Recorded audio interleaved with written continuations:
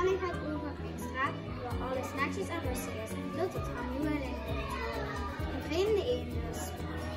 Staan ze open voor de nieuweling? Het theater wordt gemaakt door het Gezellig Dansgezelschap, Maastricht en theatergezelschap Het Dagblad.